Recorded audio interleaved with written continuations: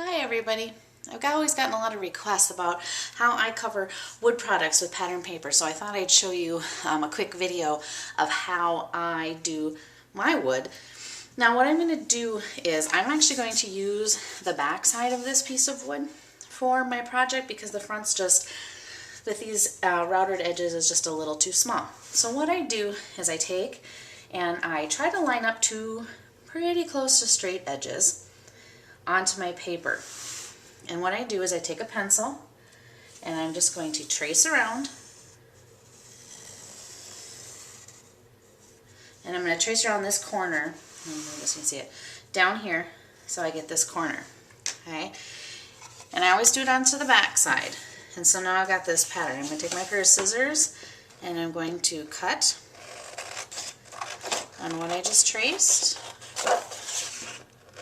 And I always trace into the back side of my paper, just in case you make a boo-boo or you have a mistake. It's always good to do it to the back. Alrighty, so there we go. So we've got that cut. Set this aside, bring the wood back. Then what I'm going to do, is this is my favorite way to do this, is I take glue, and I'm using some Elmer's tacky glue, and when it comes out, sorry, I should have tipped this. When it comes out, I'm going to show you what I do.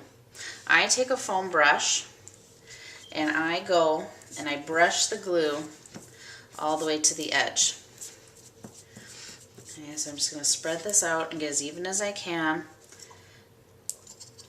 And the reason I do this is I like the nice even coverage I get, and I get all the way to the edge. I do not Mod Podge my projects.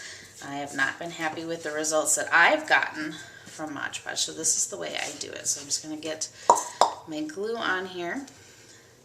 I like this tacky glue. It doesn't buckle, bubble. And I just use these little foam brushes, and you can wash these out. They wash out really easily. If you want to save them.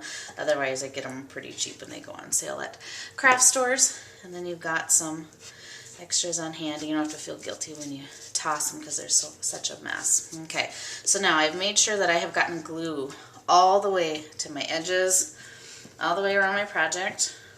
Okay, and then I'm going to go ahead and I'm going to take my paper, and here's the paper that I want to have seen. And I'm going to set it down. I'm going to start, you can see I've just put it down, sorry if I'm leaning in, I've just put it down on this edge. And then what I'm going to do is I'm going to smooth it this way. I'm going to try to just smooth it out in one direction. I'm just going to, you can watch, I'm just going to continue to smooth and smooth. I'm going to slide it just a little, make sure it's even. Okay, and there we go.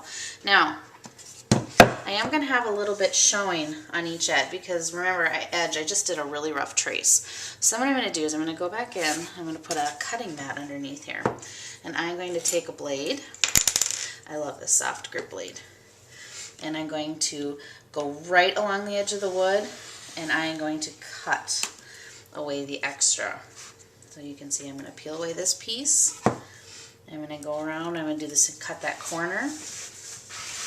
Try to make sure I keep my cutting mat under here so I don't cut up my table too badly. I'm just going to keep cutting, and you're just going to try to follow that inside edge. Now if it doesn't quite work, like I didn't quite get that corner, go back and cut it again. Now this is not going to have to be perfect. Now we've just got our edges cleaned up, because here's the most important piece, like the most important final step that I always think is so important and really gives your projects a finished look, is you're going to want to take a file, like a paper crafting file. I have this basic gray kit here. Let me cap that. This file, and I'm going to file the edges. If you have a really fine grit sandpaper, that would also work really well. And what you're going to want to do is you're going to want to go and you're going to want to sand the edges. And I am trying to angle this down so I'm pulling the paper along the edges. You don't want to go this way because you can rip your paper, so you just want to very gently go around. And this is going to give us a really nice soft finish edge and it's going to take away if you have any little extra corners that maybe you didn't quite cut clean, like this one here. I can just take my file and I'm just going to gently file down the edges. You can see how quick and easy this is to do. Okay. So I'm going to keep cleaning it up till it gets the way I want it to. You can see how gentle I'm pushing. And there we go. Now I have my base piece all ready to go. I'm not going to seal this. I'm just going to leave it this way. I would probably let this sit and dry for a little while before I try to adhere anything else to it, just so that it settles down a little bit. And if you do find that for some reason you got too much glue somewhere, just continue to fold it, and not fold it, but smooth it out. And then what I would do is I would turn it upside down and set it aside to dry. Let it dry flat, let the pressure of the item push it down flat. So I hope that shows you a little bit of how I cover my wood with pattern paper. Thanks!